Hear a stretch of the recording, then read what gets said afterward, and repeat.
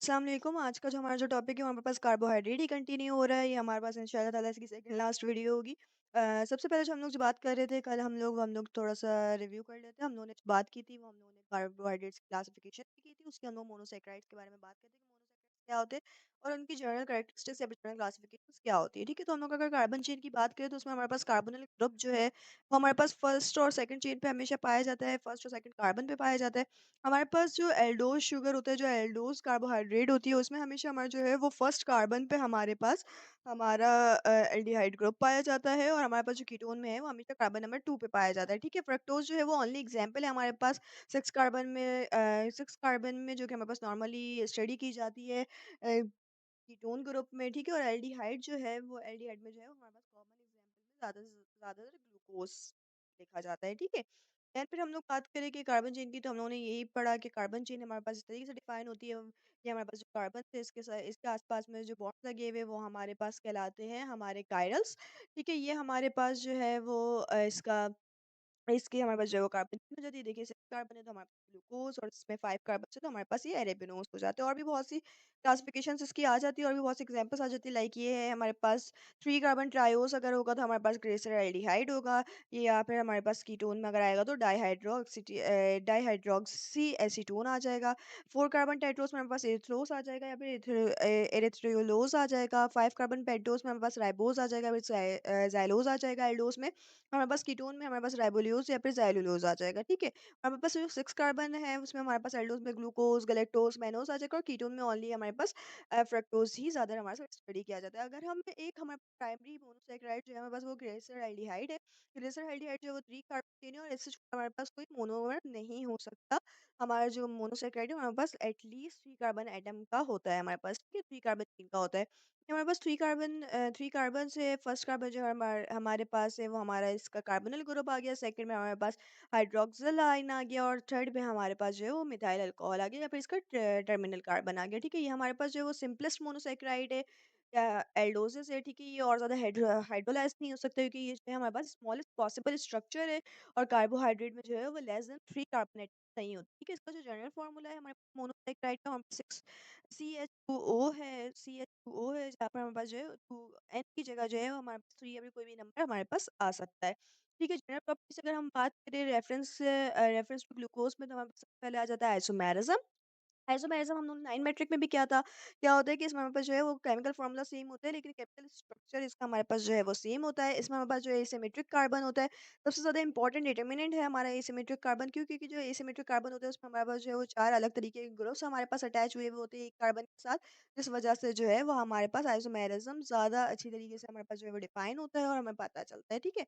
उसके बाद हम लोग बात करते हैं ऑप्टिकल आइसोमर्स की। तो ऑप्टिकल आइसोमर्स जो हम लोगों ने जो लीवो रोटेटरी और डेक्स्ट्रो रोटेटरी के बारे में थोड़ा बहुत डिस्कस किया था पिछली वीडियोज़ में भी। ये हमारे पास एक बहुत ही पुराना-सा हमारे पास कॉन्सेप्ट चला आ रहा है, ऐसा कि हम लोग जब भी पोलराइज़्ड लाइट की बीम हम लोग पास करते हैं शुगर से, तो ये बात या तो वो लेफ्ट की तरफ रोटेट कर जाती है या तो वो राइट की तरफ रोटेट कर जाती है, ठीक है? अगर वो राइट की तरफ रोटेट करती है तो वो डेक्स्ट्रो रोटेटरी कहलाएगी, यानी कि इसकी एग्ज़ाम्पल जो आ जाती है हमारे पास डी ग्लूकोज़ आ जाती है। अच्छा, राइट रोटेशन भी हो, तो डी ग्लूकोज़ है वो हमारे पास जो है वो नॉर्मली हमारी बॉडी में बहुत ही आसानी से डाइजेस्टेबल भी होती है और बहुत ही कॉमनली हमारे पास पाई भी जाती है हमारी बॉडी में, ठीक है? और जो लेफ्ट रोटेशन में अगर होगी तो हमारे पास लीवर रोटेटरी रहेगी। एग्जांपल में हमारे पास एल फ्रक्टोज आ जाता है। ये हमारे पास जो इजीली इजीली डाइजेस्टेबल नहीं होती, और भी बहुत सी डिफरेंशिएशन है जब हम इसके बारे में जब हम लोग डिटेल में पढ़ेंगे तो हम देखेंगे। अच्छा, हमारे पास जो स्ट्रेट चेन स्ट्रक्चर जो होता है हमारे पास टिपिकल मोनोसैकेराइड का, जो ग्लूकोज का है टिपिकल मोनोसैकेराइड है हमारे पास एक। उसके बाद अगर हम लोग करें तो उसके जो कंपोनेंट्स होते हैं हमारी एक चेन के, उसके हम लोग देखें तो हमारे पास फर्स्ट कार्बन जिस पे हमारे पास कार्बोनिल कार्बन लगा हुआ होता है, यानी कि हमारे पास फंक्शनल ग्रुप लगा हुआ होता है, वो हमेशा हमारा जो है वो एनोमेरिक कार्बन कहलाता है। अच्छा, उसके बाद हमारे पास जो 3 कार्बन हमारे पास जो कार्बन चेन चल रही होती है, उसमें जो हमारे पास जो कार्बन एटम्स जो एक-दूसरे के जो एपिमर्स होते हैं, यानी एक-दूसरे से जो रिलेट कर रहे होते हैं, एक-दूसरे जो सुपर इम्पोज़िबल इमेजेस होती है, उनको हम जो है वो उसके बाद के जो 3 कार्बन्स होते हैं, उनको हम एपिमेरिक कार्बन्स कह रहे होते हैं, और पेनल्टीमेट कार्बन कहते हैं, वो हमारा सेकंड लास्ट कार्बन होता है, जिसके थ्रू हम लोग जो है दूसरे कैरेक्टर्स को भी स्पेस का को जज करते हैं, ठीक है? और लास्ट कार्बन जो हमारे पास टर्मिनल कार्बन आ जाते हैं, हमारे पास अल्कोहल कार्बन होता है, टर्मिनल कार्बन कहलाता है, ठीक है? उसके बाद हम लोग बात करें कि डी और एल की, तो ये हमारे पास जो है वो ओरिएंटेशन ऑफ पेनल्टीमेट कार्बन की वजह से हम लोग के पास जो है वो असाइन किया जाता है। पेनल्टीमेट कार्बन अभी हम लोग ने लास्ट स्लाइड में देखा, पेनल्टीमेट कार्बन हमारे पास क्या होता है, ये सेकंड लास्ट कार्बन जो है वो हमारा पेनल्टीमेट कार्बन कहलाता है, ठीक है? पेनल्टीमेट कार्बन पे जो हमारी जो अरेंजमेंट, ये देखिए यहाँ पर OH जो है हमारे पास एल पे, और यहाँ पर जो है वो हमारे पास राइट पे, तो ये हमारे पास डी शुगर है और हमारे पास एल शुगर है, ठीक है? इस तरीके से हमारे पास जो है वो क्लासिफाई हो रही होती है, ठीक है? ये हमारे पास, ये देखिए ये यहाँ पर इस तरीके से दिखा रहा है, हमारे पास डी और एल जो हमेशा आइसोमेरिज्म प्रोड्यूस कर रहे होते हैं। ये देखिए हमारे पास सेम चेन है, बट सिर्फ और सिर्फ इसकी एक डिफरेंशिएशन की वजह से जो है ये हमारे पास एक दूसरे के आइसोमर कहलाएंगे। Same molecular formula but different structural formula, ठीक है? हम लोगों ने अभी करा। ये देखिए पी ग्लूकोज से, ये देखिए हमारे पास राइट पे है, और यहाँ पर हमारे पास लेफ्ट पे हाइड्रोक्सिल कार्बन आ गया, पेनिलमेट कार्बन या फिर देखिए सेकंड लास्ट कार्बन पे, ठीक है? उसके बाद हम लोग बात करते हैं एपिमेरिज्म की। एपिमेरिज्म क्या होता है? एपिमेरिज्म वो होता है जो कि आइसोमर ही होते हैं एक तरीके से, लेकिन ये सिर्फ और सिर्फ जो है वो OH ग्रुप की वजह से जो है वो चेंज होता है। ये सिमेट्रिक कार्बन एटम में ही हमारे पास देखा जाता है, ठीक है? ये ज़्यादातर जो है वो हमारे पास थर्ड या फिर सेकंड कार्बन में हमारे पास देखा जाता है। जो हमारे पास जो इसके एपिमर्स थे, उसमें जो है वो हमारे पास देखा जाता है कि लाइक 2 अगर हमारे पास 2 सामने से अगर हमारे पास लगे हुए हैं, 2 अगर सामने अगर एक दूसरे के अगर हमारे पास आइसोमर्स है, तो उसमें अगर हमारे पास थर्ड या सेकंड कार्बन में अगर हमारे पास हाइड्रोक्सिल आयन की अगर हमारे पास चेंजिंग है, तो ये हमारे पास एपिमेरिज्म कहलाएगा, ठीक है? ये हमारे पास जो है वो कायरल, यानी कि एक कार्बन के साथ अगर 4 डिफरेंट एटम्स लगे हुए, 4 डिफरेंट ग्रुप्स लगे हुए हो, तो हमारे पास जो है वो कायरल कहलाता है।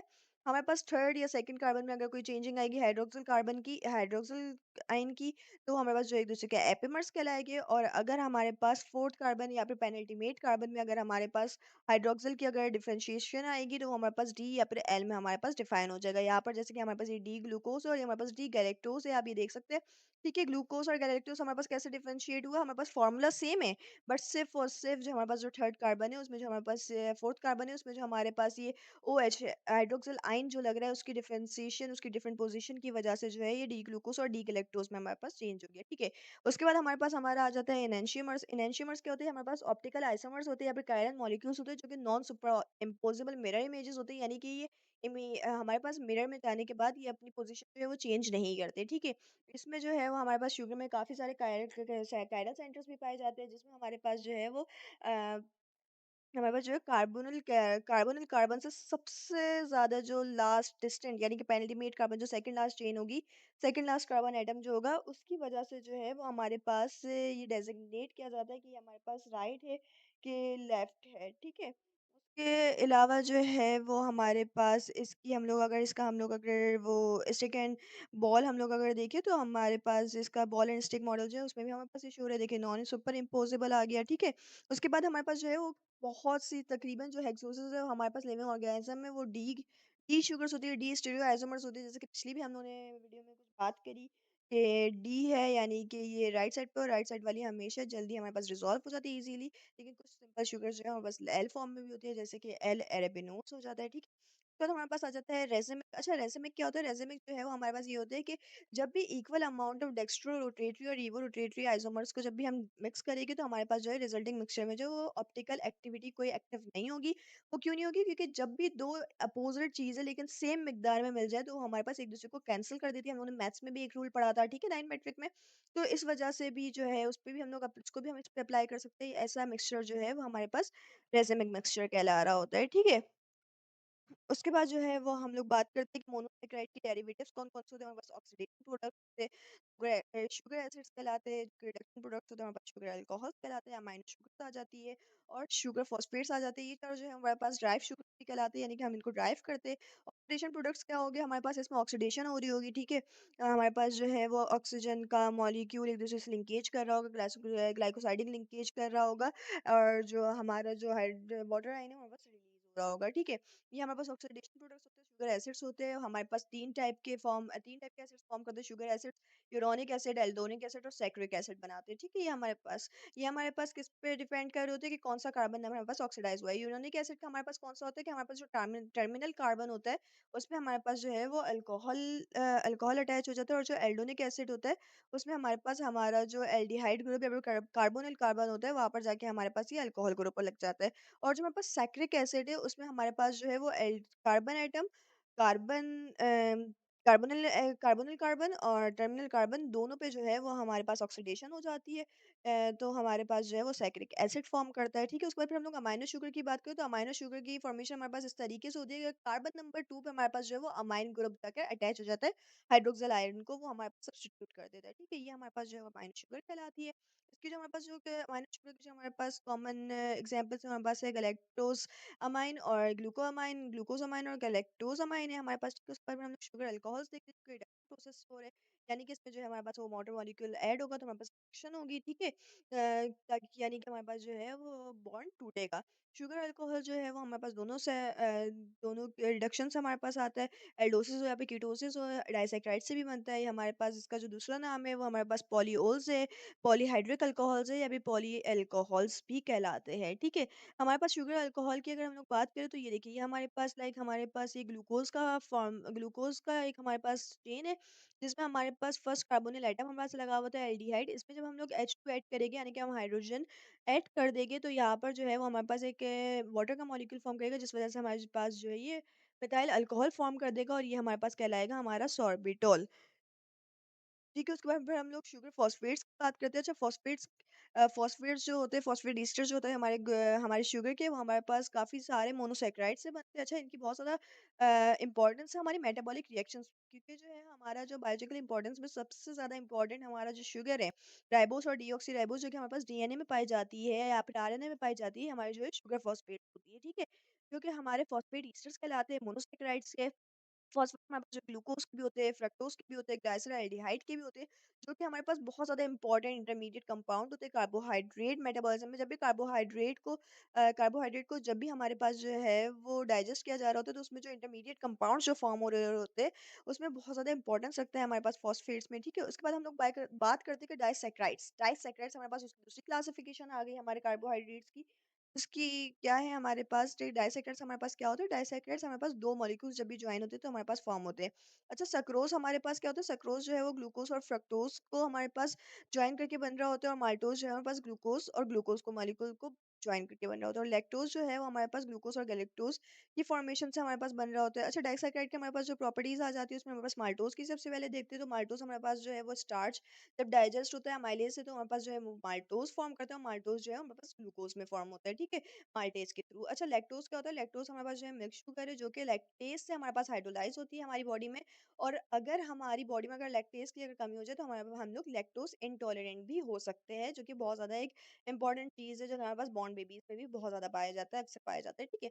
उसके अलावा जो है हमारे पास हाइड्रोलाइसिस पे जो है वो लैक्टोज़ हमारे पास डी-ग्लूकोज़ और जो है वो 1 मॉलिक्यूल ऑफ डी-गैलेक्टोज़ हमारे पास जो है वो फ़ॉर्म कर रहा होता है, ठीक है? उसके बाद हम लोग देखें सक्रोज़, तो ये हमारे पास जो है वो टेबल शुगर भी कहलाती है या फिर केन शुगर भी कहलाती है, क्योंकि हमारे पास जो है वो केन से हमारे पास ऑब्टेन हो रही होती है, शुगर केन से हमारे पास ऑब्टेन हो रही थी, या फिर शुगर बीट और शुगर मैपल से भी हमारे पास ऑब्टेन हो सकती है। बट शुगर केन जो है वो सबसे ज़्यादा ईज़िली हमारे पास अवेलेबल होता है हमारे पाकिस्तान में, बहुत ज़्यादा इसकी जो है वो फसल होती है, और इस वजह से जो है हमारे पास इसी से ज़्यादातर टेबल शुगर हमारे पास फ़ॉर्म हो रहा होता है, ठीक है?